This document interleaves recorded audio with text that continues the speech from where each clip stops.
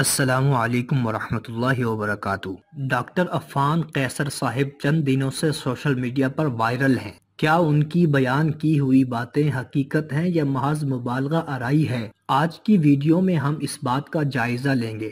ناظرین، اگر آپ ڈاکٹر عفان قیصر کے یوٹیوب چینل کا وزٹ کریں اور تھم نیلز دیکھیں تو آپ کو اندازہ ہوگا کہ انہوں نے بریانی کو نیوکلیئر میزائل، پیزے کو ڈرون اٹیک اور حلوہ پوری کو غوری میزائل قرار دیا ہے۔ اس کے علاوہ میاں بیوی کے درمیان پرسنل سپیس سے لے کر ٹویٹر کے بادشاہ تک اور ایک دن میں 1.5 کروڑ کمانے سے لے کر فیصل موورز کے مالک تک اور ڈپریشن جیسے ہر موضوع پر ویڈیوز بنا رکھی ہیں۔ چند دنوں سے ڈاکٹر عفان قیصر صاحب کی پیزا، سموسا، جلیبی، بریانی اور چائے پر ویڈیوز کافی وائرل ہیں، جس پر بہت سے لوگوں نے ان سے اتفاق کیا ہے، جبکہ بہت سے لوگ ان سے ناخوش بھی ہیں اور بہت سے دلچسپ تبصرے سامنے آ رہے ہیں۔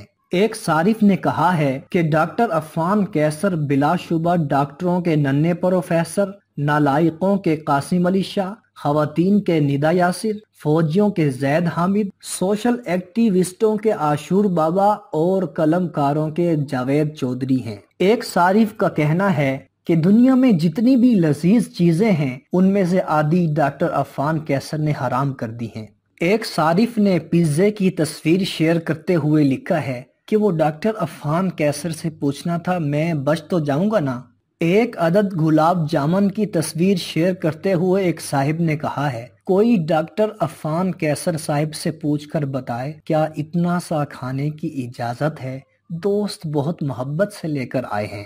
ایک فیس بک صارف نے انتہائی دردناک کہانی لکھی جس کا عنوان تھا سموسا نامہ۔ وہ لکھتے ہیں کہ آج بازار سے گزرنا ہوا، سموسا دیکھا تو دل بھر آیا، کیونکہ ڈاکٹر عفان قیصر نے اس کی شان میں گستاخی کی ہے اور اسے مضر صحت قرار دے کر ایٹم بم کہا ہے اور پاکستانیوں کے جذبات کو ٹھیس پہنچائی ہے، اور ساتھ ساتھ اس کے برادر نسبتی پیزا اور جلیبی کو بھی برا بھلا کہا ہے۔ ہم نے سموسے کو دیکھا اور سموسے نے ہمیں دیکھا، بس ہمیں اس کی حالت پر رحم آیا اور ہم نے اس کو لقمہ لقمہ کر کر کے کھایا اور اسے ہمیشہ کے لیے امر کر دیا۔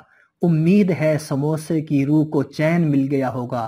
ڈاکٹر عفان قیصر جتنا بھی زور لگا لیں، ہماری ازلی محبت کو ختم نہیں کیا جا سکتا۔ آخر میں ڈاکٹر صاحب کے لیے ہدایت کی دعا کی اور ڈکار مارتے ہوئے گھر لوٹ آئے۔ ناظرین، ڈاکٹر عفان صاحب کی باتوں کا خلاصہ یہ ہے کہ سموسے، پیزے اور بریانی وغیرہ کثرت سے نہ کھائی جائے، کبھی کبھار کھانے میں کوئی حرج نہیں ہے۔ اگر اس کلیے کو مان لیں تو یہ کلیہ ہر چیز پر سچا آتا ہے، چاہے وہ بادام ہو، پستے ہوں، شہد ہو، دیسی گھی ہو، گوشت ہو۔ اگر کسی بھی چیز کو کثرت سے استعمال کیا جائے تو وہ نقصان دیتی ہے، تو پھر سموسا، جلیبی، پیزا، بریانی اور چائے وغیرہ کو کیوں خاص کیا گیا ہے؟ ناظرین، آپ کی اس بارے میں کیا رائے ہے؟ کمنٹ کر کے ضرور بتائیں۔